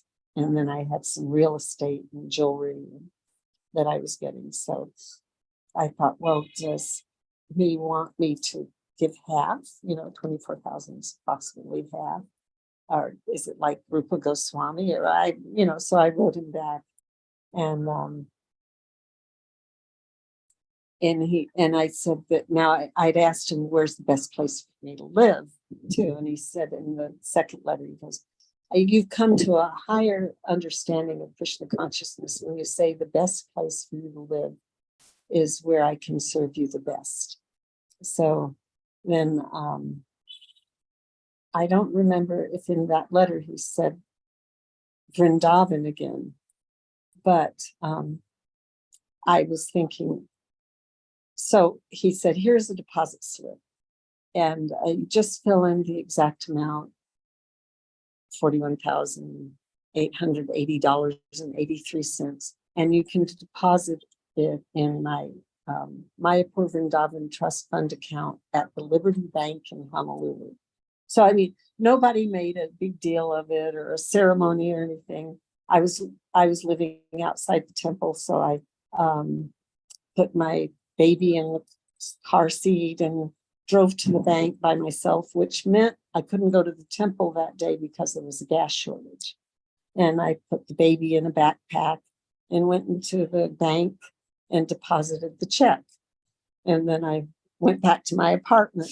There was no, I didn't offer it on the altar. I didn't do a ceremony. I just went to the bank with the baby on my back and deposited the check. And so then I was thinking, well, I think the letters are telling me to go live in Vrindavan, but I don't have a penny now. I don't have any money, so I, and the temple didn't have any room for me to live there, but they were getting a new building. And so Sudama, the temple president, told me, once we get a new building, we can move in. So he said, don't stop getting welfare yet, So I was waiting. And so Prabhupada had asked me to write him back and tell him how I settled everything up. Well, I hadn't settled everything up because I didn't want to tell him, well, I don't have any money now. And, I didn't, how do I get to Vrindavan? So I didn't answer him. So he called the temple. He goes, what happened to, Bavatrini? She didn't write me back. And the temple, and I told him I deposited the money. So I figured they'd tell Prabhupada, or that maybe the bank would inform him. So he didn't know. So Sudama told him, oh, well, you're going to be here in 2 weeks. So we'll have a meeting set up. You can meet with Bavatrini. So 2 weeks came and Prabhupada came. And I'd already had a lot of association with him in that temple. It was very intimate. And I got many wonderful associations with him. But so now I had a personal private darshan arranged with him. And so I was doing bake sales for the temple on the weekends. And I used to make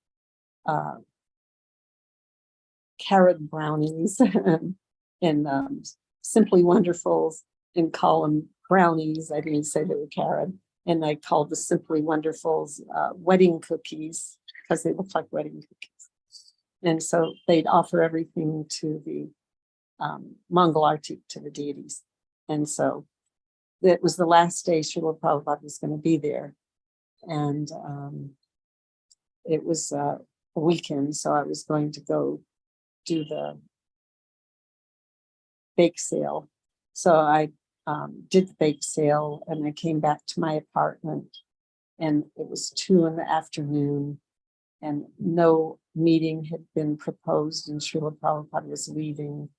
And I opened the door of my car and I just rolled out onto the asphalt and I was lying there and I felt like the descriptions of the Brijbasis when Krishna left, that they looked like they were ready to have 3 drops of water sprinkled on them.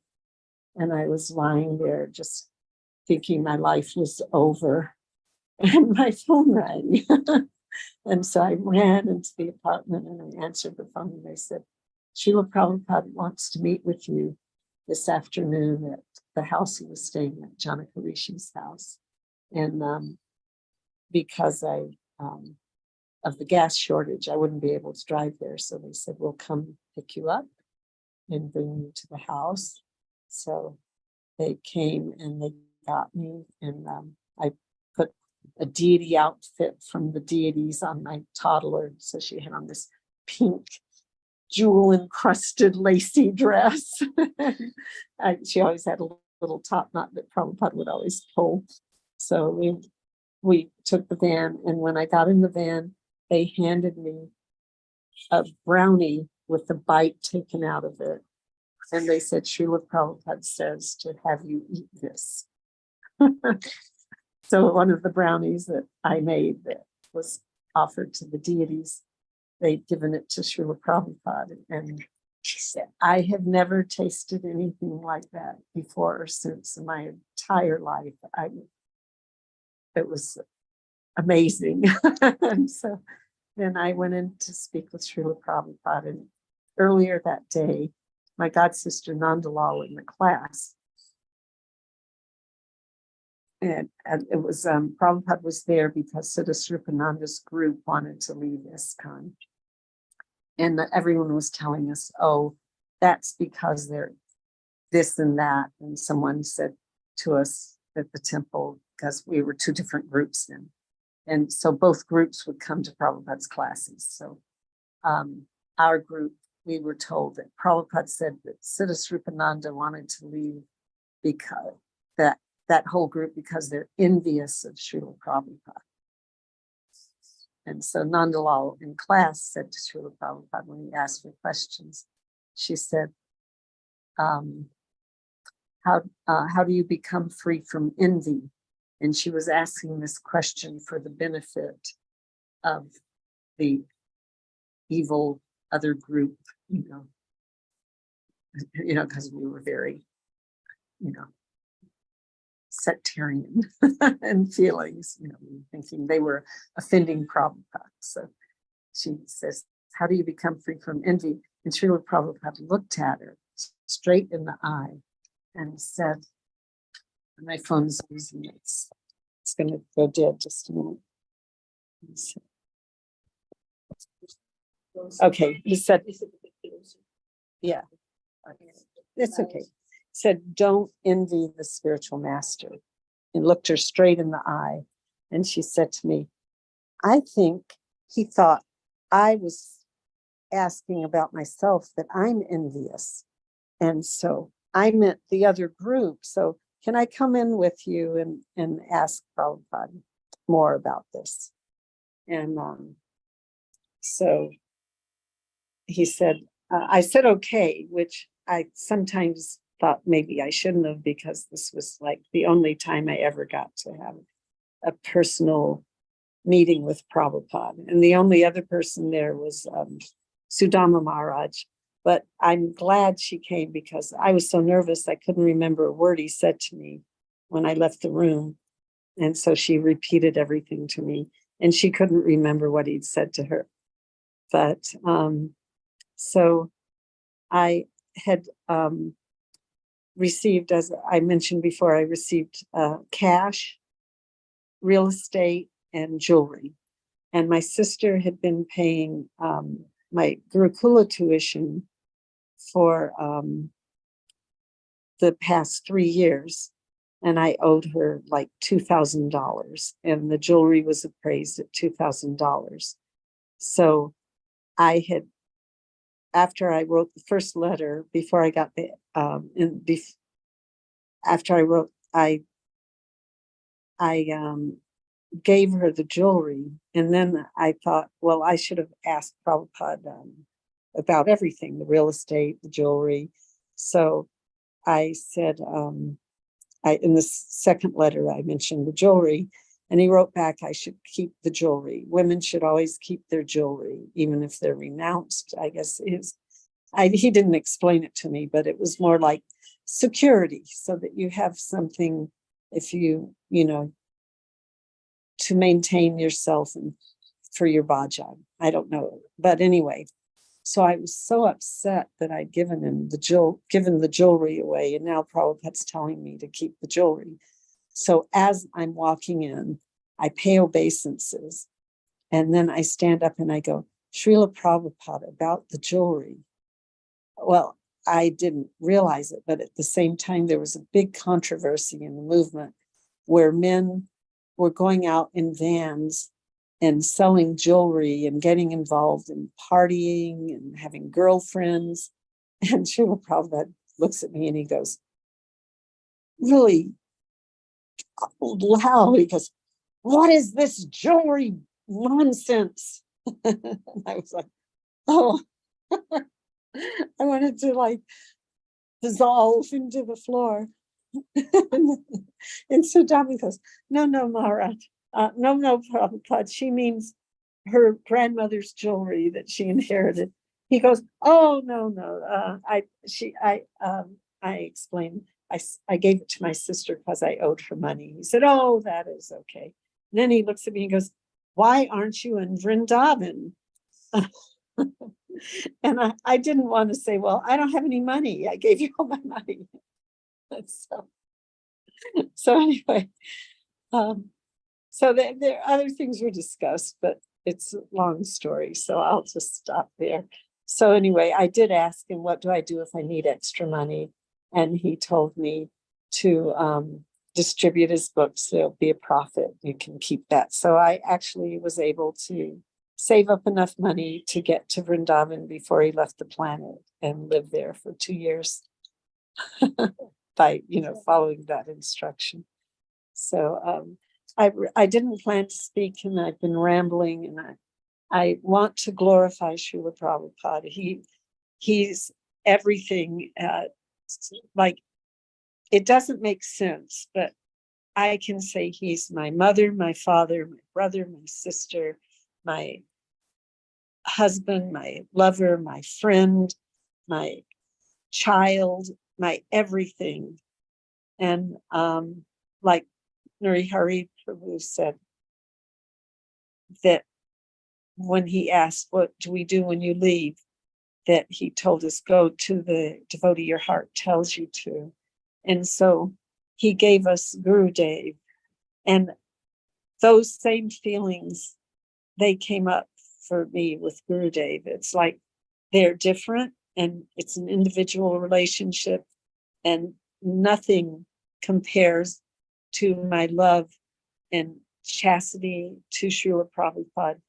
But at the same time, my love for Srila Gurudev is very deep and nourished by my relationship with Srila Prabhupada, and vice versa. So it's very nice to speak with devotees who have love for both these. I won't say Vaikuntha, they're Goloka men. We used to say Srila Prabhupada was simply a Vaikuntha man, but we're actually all females. So these are our gurus are manjaris. Yes.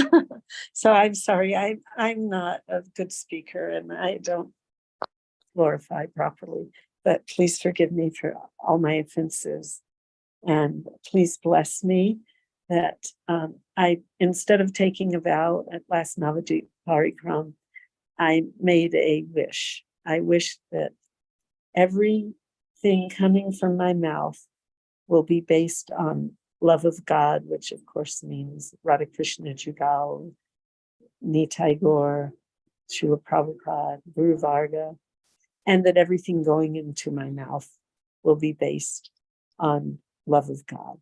So I'm aspiring for whatever pleases our lordships the most. Anyway, thank you. Vanchakalpatarubhascha, Kripa Sindhucha Evacha, Patitanam Pavanebhyo, Vaishnavebhyo Namo Namaha. Thank you so much for that, Papatarani Mataji. That was beautiful glorification. I have another meeting at 9 o'clock, which is in less than a minute, so I have to end this quickly. It's fine. Yeah, tomorrow I'm going to be going on a full day of parikrama, so and so I'll have to leave right after the kirtan program that we do before this. And so I'm going to pre-record a video. Maybe I'll read something that Śrīla Prabhupada wrote. I'll read one of Śrīla Prabhupada's articles. I think that's what I'll do. And I gotta run now. But yeah, also Kishore Prabhu, it'd be nice if Kishore Prabhu got a chance to glorify also. So maybe the day after tomorrow, if there's if you're feeling up to it. Otherwise we can start Chaitanya Bhagavat. We can